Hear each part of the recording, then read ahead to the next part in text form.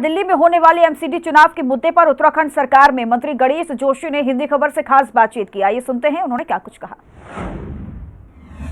4 तारीख को एमसीडी के लिए मतदान है। उससे पहले बीजेपी जोरदार तरीके से मैदान में तमाम स्टार प्रचारकों को उतारी। हमारे साथ बातचीत करने के लिए उत्तराखंड सरकार में मंत्री गणेश जोशी जी, अगर बात करें तो देखिए लगातार पिछले 15 दिन से खुद पुष्कर सिंह धामी जी तमाम जगह पर जनसभाएं कर रहे हैं, रोड शो कर रहे हैं, आपको भी लगाया गया है। क्या लग रहा है कि इस बार तमाम चाहे उत्तराखंड वाले हों या अन्य राज्यों के लोग हों, उनको बीजेपी साध पाएगी? क्योंकि इस बार आम आदमी पार्टी और आप में कड़ी टक्कर है। देखिए, बात साधने की नहीं है। बात यह है कि भारतीय जनता पार्टी की सरकार ने क्या काम किए हैं। मुझे भी कल कुछ सभाओं में जाने का मौका मिला, आज भी मेरी 5 सभाएं लगी हुई हैं।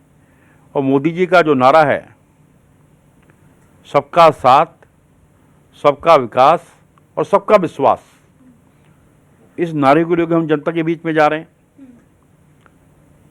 देखिए, आदमी एक बार किराए के मकान में रह सकता है, टूटी हुई सड़क पर चल सकता है, बिना बिजली के रह सकता है, लेकिन बिना पानी के नहीं रह सकता।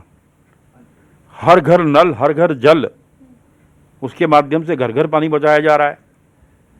जहाँ झुग्गी वहाँ मकान। अभी आपने देखा होगा, हमारे उस गरीब भाई ने जिनको मकान मिले हैं, कभी कल्पना भी नहीं करी होगी कि मुझे इतना पक्का मकान मिलेगा। मुझे कई लोग मिले। जैसा कि देखिए, अगर कोई स्वेच्छा से भी धर्म परिवर्तन करता है, आप लोगों ने कहा है कि डीएम को पहले अर्जी देनी होगी। लग रहा है कि धरातल पर ये लागू हो पाए कि बहकाव में आकर या किसी लालच में आकर, तो उसके लिए जिलाधिकारी को उसमें वो करा है और उसके बाद ही वो उसको कर पाएंगे। तो मैंने कहा ना कि सबसे सख्त कानून हमारे उत्तराखंड में बन रहा है। उत्तराखंड में सख्त कानून बन रहा है। और अगर आने वाले टाइम की बात करें, चाहे वो यूनिफॉर्म सिविल कोड की बात हो या अन्य और कई ऐसे महत्वपूर्ण चीज़ें हैं जिनको लागू होने की बात हो रही है या जो डिमांड है, तो ऐसे में यूनिफॉर्म सिविल कोड की बात करें तो वो कब तक लागू हो जाएगा? क्योंकि उसकी मांग भी लगातार उठ रही है। उसके लिए मुख्यमंत्री जी ने सत्ता संभालते ही सबसे पहले यूनिफॉर्म सिविल कोड की बात की थी। उसके लिए बाकायदा कमेटी बनी है। आज भी कमेटी के कुछ लोग यहाँ पर बैठे थे। जैसे ही कमेटी की रिपोर्ट आएगी है, हम उसको लागू करेंगे। क्योंकि पुष्कर सिंह धामी 2 की सरकार जिस प्रकार से काम कर रही है, एक संदेश जनता के अंदर है, जनता के अंदर एक भरोसा पैदा करने का काम पुष्कर सिंह धामी की सरकार ने किया है। चलिए, धन्यवाद। तो देखिए, आप यहाँ सुन रहे थे गणेश जोशी जी को, जिनका कहना है कि जिस तरह से उत्तराखंड में धर्मांतरण का एक पूरा खेल चल रहा था, उसको रोकने के लिए ये जो कानून लेकर आए हैं, कहीं ना कहीं मील का पत्थर साबित होगा। कैमरा निशांत के साथ आंचल यादव, हिंदी खबर, नई दिल्ली। वही हिंदी खबर से बात करते हुए आम आदमी पार्टी के 141 वार्ड प्रत्याशी आरती चावला ने कहा कि कोई चुनौती नहीं है। और क्या कुछ कहा उन्होंने, सुनिए। बात करेंगे आरती चावला जी से। आरती जी, क्या कुछ चुनौतियां हैं? जनता के बीच में जा रही हो, प्रचार प्रसार अंतिम पड़ाव पर आ चुका है, बीजेपी कांग्रेस सब टक्कर देने के लिए तैयार है। आपके लिए क्या चुनौतियों, किस आधार पे आप अपने वार्ड की जनता का वोट मांग रहे हो और जनता क्यों आपको चुनेगी? कोई चुनौती नहीं है जी। केजरीवाल सरकार काम करती है, उसी के बलबूते पे हम वोट मांग रहे हैं। 15 साल से बीजेपी ने कुछ भी नहीं करा एमसीडी में। हम भी एक मौका मांग रहे हैं और काम करके दिखाएंगे। क्या वादे क्या लेके जा रही हैं? जनता से क्या कहा जा रहा है? क्योंकि जनता का प्यार आपको कैसा मिल रहा है? जनता से बहुत प्यार मिल रहा है और वादा बस यही है कि एक मौका दीजिए, हम भी आपको काम करके दिखाएंगे। जो हम 10 गारंटीज दे रहे हैं उसको पूरा करके दिखाएंगे। एक अभियान भी चल रहा है सरकार केजरीवाल की, पार्षद केजरीवाल का। इसका कितना असर धरातल पे देखने को मिल रहा है? जनता क्या वाकई में पार्षद केजरीवाल का चाहती है? बिल्कुल चाहती है जी। जैसे मैंने आपको कहा, 15 साल से जनता बहुत दुखी हुई है, क्योंकि 15 साल से एमसीडी में बीजेपी ने कुछ करा ही नहीं है। तो इसलिए इस बार जब पार्षद भी होगा हमारा, तो जब हमारा विधायक भी होगा और पार्षद भी, तो सारे काम बड़ी आसानी से होंगे और करके दिखाएंगे आप। एक अंतिम सवाल आरती जी, सबसे पहला ऐसा कौन सा काम होगा, क्योंकि जनता के बीच में आप लगातार जा रही हैं, जनता सबसे पहले किस काम की उम्मीद करी कि अगर आप पार्षद बनती हैं 141 वार्ड से, क्योंकि विधायक तो आप ही के दुर्गेश पाठक हैं यहाँ पे, कौन सा सबसे पहला काम होगा जो जनता के लिए करना है आपको? उनसे मिलने जाना है। ये वादा तो मैंने हर जगह किया है कि जीत के उनसे मिलने ज़रूर आऊँगी। और फिर जैसे मैंने कहा, हमारी गारंटीज़ हैं, पार्क्स, टूटी सड़कें और स्ट्रे एनिमल्स, इन सबको सबसे पहले हम टारगेट करेंगे। बहुत बहुत शुक्रिया। तो ये थी हमारे साथ बातचीत के लिए आम आदमी पार्टी से 141 वार्ड की प्रत्याशी आरती चावला। हालांकि दिल्ली सरकार ने अभियान तो चलाया है कि सरकार केजरीवाल की, पार्षद केजरीवाल का, लेकिन देखना होगा कि इस अभियान का कितना असर देखने को मिलता है और 4 दिसंबर को दिल्ली की जनता किसे अपना मतदान करती है। और ये भी काफी महत्वपूर्ण है कि आखिर 7 दिसंबर को निगम में कमल खिलता है चौथी बार, या फिर पंजा छपता है किसी उम्मीद के साथ, या झाड़ू के माध्यम से निगम की सफाई होती है। वीडियो जर्नलिस्ट लोकेश के साथ मैं कंचन अरोड़ा, दिल्ली, हिंदी खबर। हिंदी खबर से बात करते हुए बीजेपी के प्रत्याशी रामराज तिवारी ने कहा कि मेरे पास कोई चुनौती नहीं है, हमने काम किया। तो वहीं बीजेपी विधायक अजय महावर का कहना है कि मैं अपने विधानसभा क्षेत्र के चारों वार्ड को लेकर कह सकता हूं कि बीजेपी ही जीतेगी। और क्या कुछ कहा उन्होंने, सुनिए।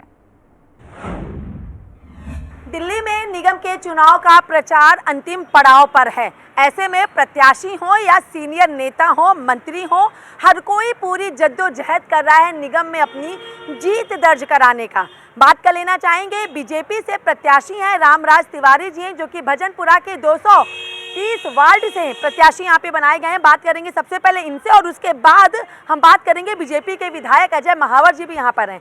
रामराज जी, नाम में ही आपके सब कुछ समा गया है, क्या कहना चाहेंगे आप निगम के लिए? देखिए, निगम में हम अपनी सीट 230 वार्ड की 100% जीत रहे हैं और विधायक जी के आशीर्वाद से, हमारे माननीय विधायक जी के आशीर्वाद से पूरे गोंडा विधानसभा की चारों सीटें एक तरफा जीत रहे हैं। यहाँ कोई दूसरा तीसरा नहीं है। कितनी बड़ी आपके लिए चुनौती है, क्योंकि आपके नाम में ही काफी कुछ समाया हुआ है। यही कारण है, चुनौती नहीं है। अब आप पूछेंगी कि ये बताइए कि आपके विपक्ष में कौन लड़ रहा है, तो हमारे विपक्ष में एक दंगाइयों की पार्टी लड़ रही है, एक मसाज वाले की पार्टी लड़ रही है, एक भ्रष्टाचार वाले की पार्टी लड़ रही है। तो क्या भ्रष्टाचार, एक भगवान को ना मानने वाली पार्टी लड़ रही है, जो ब्रह्मा विष्णु महेश को मानता ही नहीं।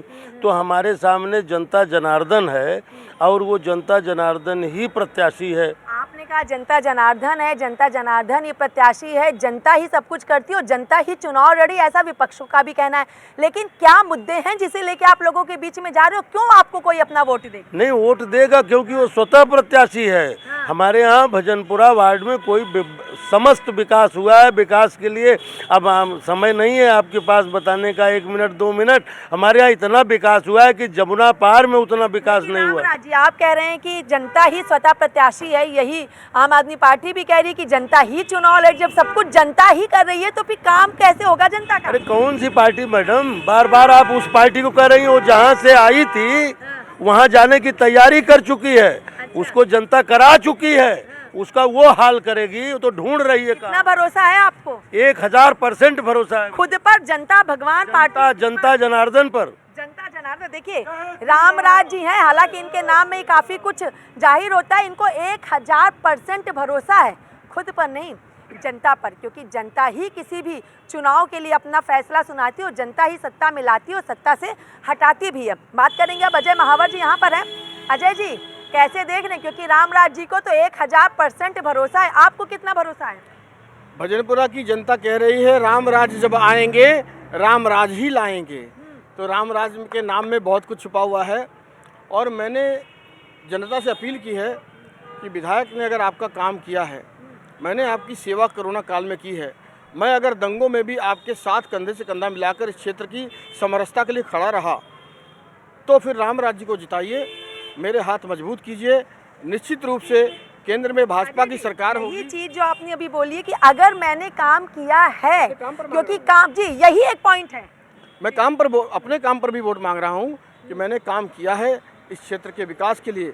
इतनी सौतेला व्यवहार सहने के बाद भी मुझे यमुना पार विकास बोर्ड का 1 पैसा नहीं दिया आज तक, पौने 3 साल में।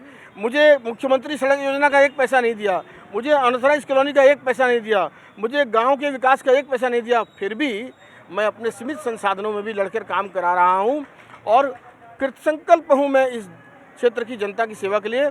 मैं जनता से अपील कर रहा हूं कि रामराज तिवारी जी को वोट दें। मुझे पूरा विश्वास है कि निश्चित रूप से केंद्र में मोदी, विधायक अजय महावर और रामराज जी भी ट्रिपल इंजन की सरकार भजनपुर का सर्वांगीण विकास करेगी। भरोसा है, क्योंकि ये काम के आधार पर वोट मांग रहे हैं। काम किया है आप लोगों ने?